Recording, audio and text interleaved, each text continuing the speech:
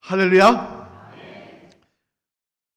오늘은 겨자씨 하늘 같으니라는 제목으로 하나님의 말씀을 대언하도록 하겠습니다. 세계사에 보면 페르시아의 유명한 대왕이요 장군이었던 다리우스 황제라는 사람이 있습니다만, 이 페르시아라 그러면 성경의 말씀에는 뭐라고 되어 있습니까? 바사라고 되어 있죠. 바사 나라, 이 페르시아. 다른 말로 하면 우리는 아라비아라고 이야기하면 될 겁니다. 이 다리우스 황제라는 사람이 있습니다만, 이 사람은 야망이 많은 사람으로서 그는 특별히 구라파 지역, 즉 유럽 지역에 침공을 하여 나라의 영토를 넓히기를 소망하였던 그런 사람이었습니다.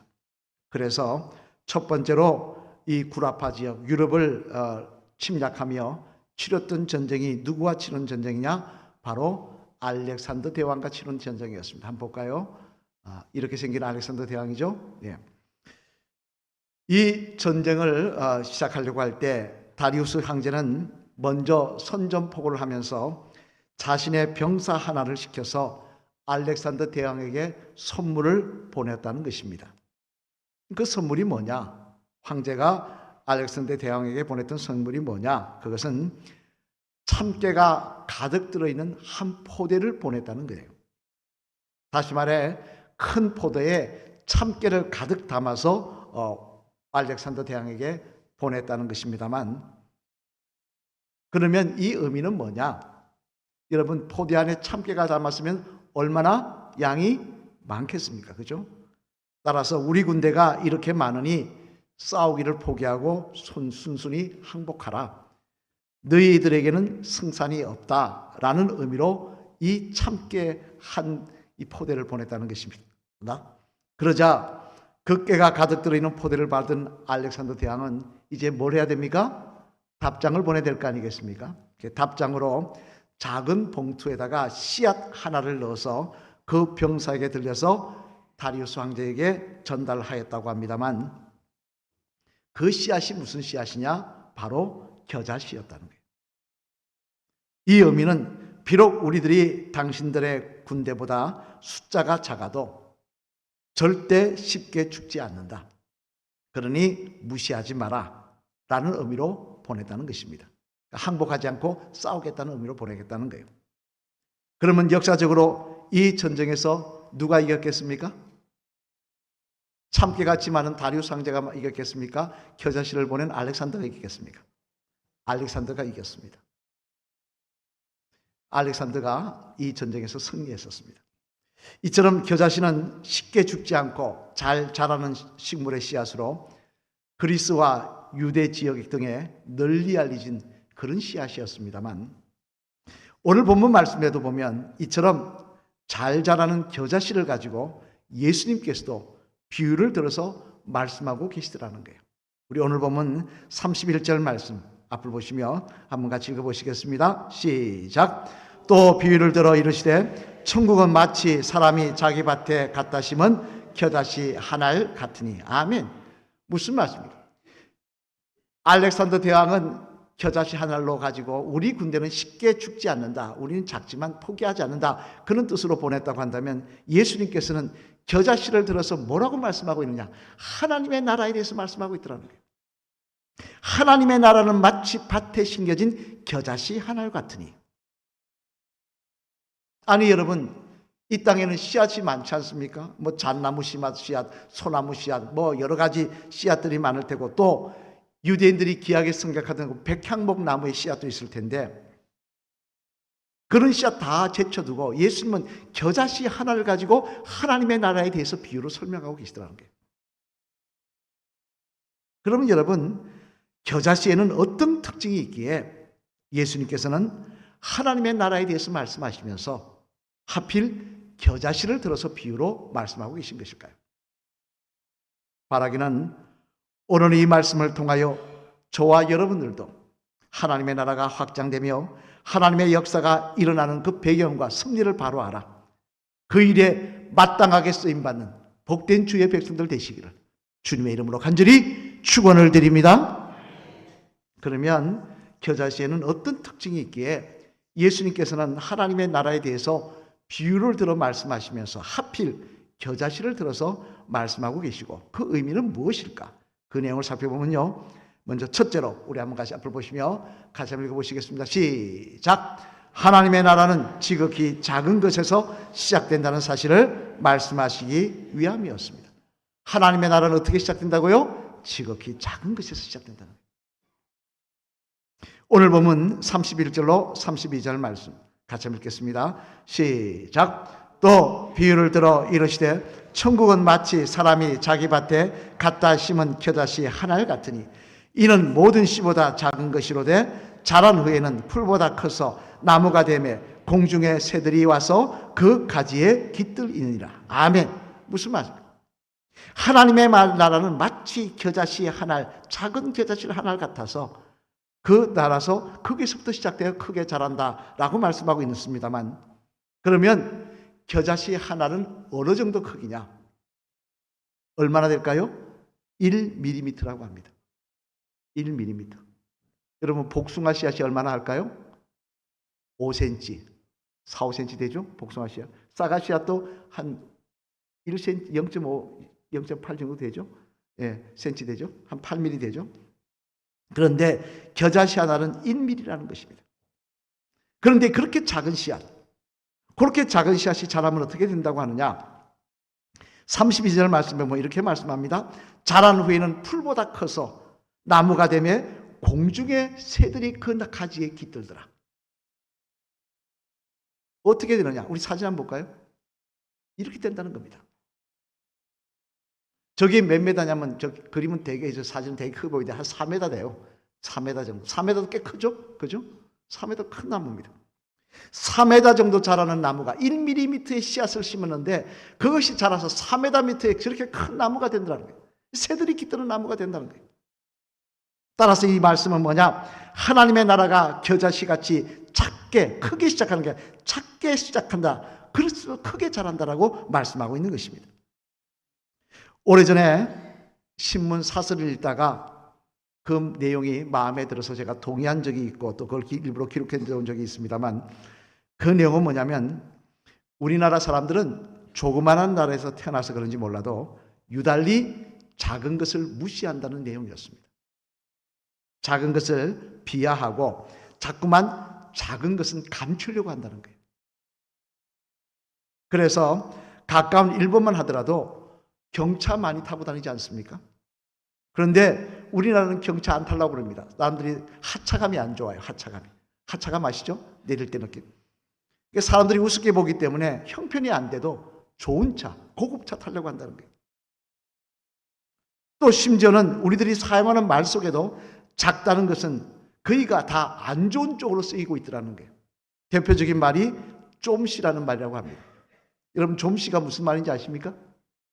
사람이 작다라는 말입니다. 사람이 작다라는 의미입니다. 그런데 현실은 사람이 작다, 작은 사람이다, 좀씨다 그런 말로 사용하는 것이 아니라 사람을 무시하거나 비하할 때 사용하더라는 거예요. 그래서 뭐라고 하냐니 좀씨도 아니고 뭐라고 그럽니까? 좀팽이 그러더라고요. 좀팽이라고 그러더라고요. 이처럼 우리나라 사람들은 작은 것을 무시하는 경향이 있어서 대표적으로 우리나라 이름을 불러도 한국이라 하지 않습니다. 뭐라고 부릅니까? 대한민국 그럽니다. 전 세계 역사에서요, 영국 빼놓고 대자를 붙이는 나라는 없습니다. 영국이야 뭐 전 세계를 뭐 자기 영토로 거의 절반 가까이 한 3분의 1을 차지했으니까 대자를 붙일 만합니다만 우리는 요만하면서도 대자를 붙이기를 좋아합니다. 그렇게 좋아합니다. 하지만 이 땅에 임하는 하나님의 나라와 하나님의 역사는 그렇지가 않다는 것입니다. 다시 말해 처음부터 크고 대단한 것으로 시작하지 않는다는 거예요. 이는 당장 마가복음 5장에 나오는 여러분 잘 아시는 말씀이 있습니다. 예수님께서 그라사 지역이라는 곳에 복음을 전하러 가시는 내용이 있습니다. 그라사 지역이라는 곳에 갈릴리 호수 건너편입니다. 가브나움 반대편입니다. 예수님이 활동하셨던 그 가브나움 갈릴리 호숫가를 이야기해서 그 반대편 바다같이 큰 그 호수 끝편 저 반대편에 있는 도시가 그라사 지역입니다. 예수님께서 이 지역에 전도하기 위해서 복음을 전하기 위해서 제자들에게 밤을 새워 노를 젓게 해서 가십니다. 그런데 가셔서 결과가 어떻게 되느냐? 우리 마가복음 5장 15절로 17절 말씀 같이 한번 읽어보실까요? 앞을 보시면 시작! 예수께서 이르러 그 귀신 들렸던 자 곧 군대 귀신 짚혔던 자가 이에 귀신 들렸던 자가 당한 것과 대제의 일을 본 자들이 그들에게 알림해 그들이 예수께 그 지방에서 떠나시기를 간구하더라. 아멘. 무슨 이야기입니까? 그렇게 힘들게 건너가셔서 예수님이 하신 일이 뭐냐? 귀신 들린 사람 하나 치유하시고는 쫓겨나셨다는 거예요. 아니, 복음 전하러 가셨으면 밤새워 제자들에게 그 넓은 바다를 갖다가 노저 건너가게 하셨으면 뭐 많은 사람 불러놓고 복음을 전해야 될 거 아니겠습니까? 이 귀신 들린 사람 한 사람한테 귀신 쫓아내고 복음 전하고는 쫓겨나셨다는 거예요. 얼마나 기가 막힌 이야기입니까? 이래가지고 무슨 역사가 일어나겠습니까? 하지만 성경은 뭐라고 이야기하고 있느냐? 우리 마태복음 4장 25절 말씀 앞으로 보시며 같이 읽어보시겠습니다. 시작. 갈릴리와 데가볼리와 예루살렘과 유다와 요단강 건너편에서 수많은 무리가 따르니라. 아멘. 여기 보면 데가볼리라고 되어 있는데 데가볼리가 그라사 지방이에요. 뒤에 예수님이 그 지역을 방문했더니 어떻게 되느냐? 그 지역에 많은 사람들이 예수님을 따르며 그 말씀 듣기를 사모하더라는 거예요. 어떻게 이런 일이 났습니까? 그 귀신 들려 쫓아냈던 그 한 사람 때문에, 예수님을 만났던 그 한 사람을 통해서 이런 놀라운 역사가 일어나더라는 거예요. 뿐만 아닙니다.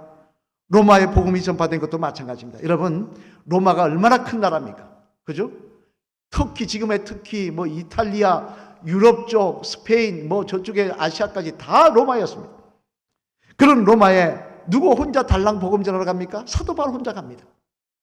그리고 가수도 돌아다니며 복음 전한 것도 아닙니다. 그 감옥에 갇혀서 족쇄를 차고 갇혀 있었어요. 단지 복음 전하는 건 자기를 찾아와서 구경하러 원숭이처럼 감방에 갇힌 원숭이 구경하듯이 와서 구경하는 사람들에게 복음 전한 것뿐이었습니다. 이 모습을 보고 바울은 걱정합니다. 과연 이곳에 복음이 전파될까? 하지만 뒤에 시간이 지난 다음 바울은 뭐라고 고백하고 있습니까? 우리 빌립보서 1장 12절 말씀 앞을 보시며 같이 읽어보시겠습니다. 시작. 형제들아, 나의 당한 일이 도리어 복음의 진보가 된 줄을 너희가 알기를 원하노라. 아멘. 무슨 이야기입니까? 내 생각에는 내 하나로는 안 될 줄 알았는데, 내 하나가 이렇게 복음 전해서 그게 안 될 줄 알았는데 이를 통해 하나님 역사가 일어나더라는 거예요. 로마의 복음이 전파되더라는 거예요. 이런 비단 성경에 나오는 말씀만이 아닙니다. 유명한 예화가 있습니다. 실화입니다. 스코틀랜드에 있었던 일입니다만 두 분 목사님이 세미나를 참석하셨다고 합니다. 지금도 목사님들 세미나 가지 않습니까? 근데 마침 갔더니 사람 세미나에 가면요, 목사님들도 어떻게 됩니까? 끼리끼리 모여요. 끼리끼리 모여요. 그죠? 뭐 같은 지역에 있든지 아니면 교회 사이즈가 비슷하든지 뭐 이런데 뭐 나이가 비슷하든지 뭐든 끼리끼리 모여요. 그런데 마침 이 두 분은 조그마한 목회를, 작은 목회를 하고 계시기에, 교인들이 얼마 안 되는 목회를 하고 계시기에 두 분이 이야기하다 보니까 비슷해갖고 동병상련이라고 둘이가 모인 겁니다. 그러면서 이야기하면서 한 분 목사님이 이야기합니다. 나는 지금 목회하는 교회에 부임한 지 3년이나 됐습니다. 그런데 3년이 되었는데 그 3년 동안 교인이 많지 않지만 내 말씀을 듣고 거듭난 사람은 로버트라는 이름을 가진 청년 한 사람뿐입니다. 그러자 다른 목사님도 그 외에 한숨을 쉬며 뭐라고 이야기하느냐? 나도 교인들의 믿음을 위해서 열심히 복음 전하고 말씀을 하고 기도를 인도했지만 저도 변화된 사람은, 그리스도의 사람으로 변화된 사람은 청년 한 사람뿐입니다. 그렇게 이야기를 하더라는 거예요. 그런데 놀라운 사실은요, 3년 동안 말씀 전하며 회심했던 로버트라는 이름을 가진 청년이 누구냐? 바로 아프리카 선교의 기치를 닦았던 로버트 마펫이라는 청년이었다는 거예요. 그 한 청년에게 복음을 전했더니 그 청년을 통하여 아프리카에 복음이 전파되는 기틀을 놨더라는 거예요. 또 한 사람밖에 내가 전도하지 못했다고, 복음을 전파하지 못했던 그 사람이 누구냐? 우리 사진 한번 볼까요? 누굽니까? 리빙스턴. 아프리카의 엄청난 선교 역할을 감당했던 그 리빙스턴이 바로 그 청년이더라는 거예요. 조그마한 청년 한 사람이라고 실종했더니, 한 사람 변화시켰다고 했더니 그 사람을 통하여 하나님의 역사가 일어나더라는 것입니다.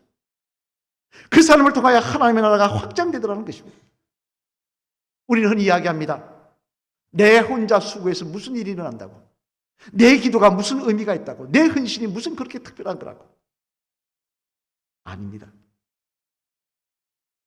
우리들이 하나님의 뜻대로 순종하며 헌신하며 나아간다고 한다면, 우리들이 하나님의 뜻대로 기도하며 순종하며 나아간다고 한다면, 비록 작은 헌신이라고 할지라도, 비록 작은 충성이라고 할지라도 그를 통하여 하나님의 나라가 확장되는 역사가 일어나게 될 줄로 믿습니다.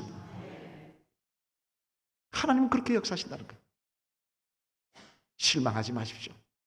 내가 오늘 믿음으로 서 있는 것, 내가 기도하는 시간, 그 시간이 5분이 됐든 10분이 됐든 작은 것이라고 여겨도 하나님 그를 통해서 자라게 하시고, 그를 통해서 하나님의 나라가 아름답게 성장하는 역사를 반드시 우리의 삶 속에, 우리의 가정에, 이곳에 허락하여 주실 줄로 믿습니다.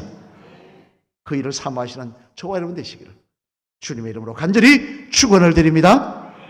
둘째로는 또 왜 겨자씨를 가지고 말씀하시느냐, 우리 한번 같이 읽어보실까요? 시작. 하나님의 나라는 그 안에 그리스도의 생명이 있을 때 자라난다는 사실을 말씀하기 위함이었습니다. 아멘. 또 뭐라고요? 하나님의 나라는 그리스도의 생명이 있을 때 자라나더라는 겁니다. 오늘 보면 31절 말씀 한번 같이 읽어보시겠습니다. 다시 한번 시작. 또 비유를 들어 이르시되 천국은 마치 사람이 자기 밭에 갖다 심은 겨자씨 하나 같으니. 아멘. 잘 아시는 대로 하나님의 나라에 대해서 겨자씨, 작은 겨자씨를 가지고 이야기를 합니다만, 그럼 여러분 한번 묻겠습니다. 겨자씨가 작을까요? 모래알이 작을까요? 제가 비교할게요. 겨자씨가 작을까요? 모래알이 작을까요? 1번 겨자씨, 2번 모래알. 모래알이 작습니다. 겨자씨는 1mm 되지만 모래알은요 0.2mm, 2mm, 0.2mm 그렇게 됩니다. 조그만합니다. 뭐 1mm도 안 되죠. 큰 거는 몰라도 조금만. 그렇다면 여러분, 작은 거로 이야기하면 모래알이 낫지 않겠습니까? 작다 그러면 다 이해가지 않죠. 눈에. 우리나라 모래알은 거칠어요. 근데 저기 아랍 쪽에 가면요 모래알이 또 밀가루 같습니다. 그러니 그러니까 이 밀가루 같은 게 얼마나 작겠습니까? 근데 왜 모래알을 하지 않고 겨자씨를 이야기했냐? 차이가 뭡니까? 겨자씨에는 생명이 있고 모래알에는 생명이 없다는 거예요. 생명이 있으니 결국 자라는 역사가 일어나더라는 거예요. 미국의 대통령이었던 아브라함 링컨을 잘 아실 건데 한번 볼까요? 이분의 인생사를 보면요 참 불쌍한 인생입니다. 왜냐하면요 어릴 때 가난해서 제대로 된 집에서 살지 못하고 통나무로 엮어서 집을 만들어서 살았습니다. 통나무로 엮어서 집을 만들다 보니까 찬바람이 숭숭 들어옵니다. 비 많이 오면 물이 비서 집 안에 떨어지는 거예요. 또 너무나 가난하다 보니까 다른 아이들처럼 학교도 다니지 못했습니다. 평생을 학교 마당에도 들어가 보지 못했습니다. 여러분 중에 학교 안 다녀보신 분 계십니까? 옛날에는 있었어요. 지금 그런 분 없지 않습니까? 거기다 더 기가 막힌 것은요 거의 나이 8살 때, 이제 태어난 지 8년 지났을 때, 8살 되었을 때 친어머니가 돌아가십니다. 그리고는 아버지가 제주도 좋게 또 그 가난한 가운데 둘째 부인을 드렸어요. 계모가를 드렸어요. 두 번째 어머니가 들어왔습니다. 근데 두 번째 어머니는 몇 살 때 돌아가셨느냐? 이 링컨의 나이 14살 될 때 돌아가셨다는 거예요. 6년 상간으로 첫째 어머니 돌아가시고 6년 후에 둘째 어머니 돌아가신 거예요. 14살이 될 때까지 자기 어머니 두 사람의 죽음을 본 것입니다. 여러분 보통 이렇게 되면 어떻게 됩니까? 네? 이렇게 되면 학교 교육도 못 받고 두 번이나 어머니를 잃고, 그렇게 되면 아이들이 어떻게 됩니까? 빗나가거나 잘못되거나 방탕하거나 엉망으로 삽니다. 그런데 링컨은 빗나가지 않더라는 거예요. 정직하게 살더라는 거예요. 정직한 링컨이라고 이야기 듣더라는 거예요.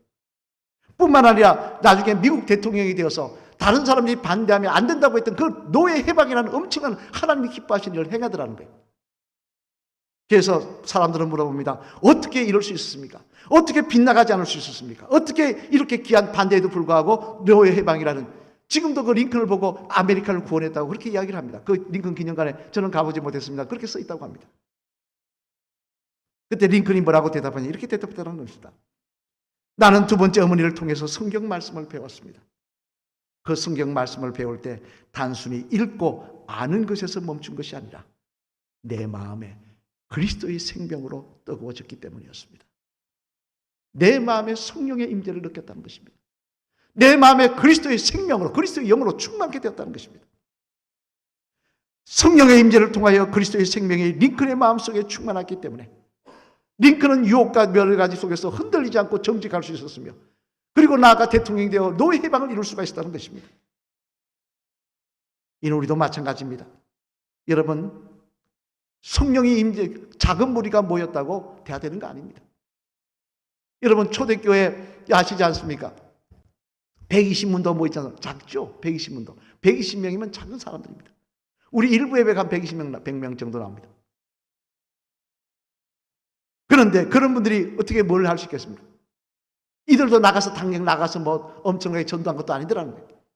하지만 그들이 변화되어서 나가서 하나님의 복음을 폭발적으로 이루고 있는데 그 원인이 뭐냐? 우리 사도행전 2장 3절로 4절 말씀 한번 같이 읽어보시겠습니다. 시작. 앞을 보시며 3절 4절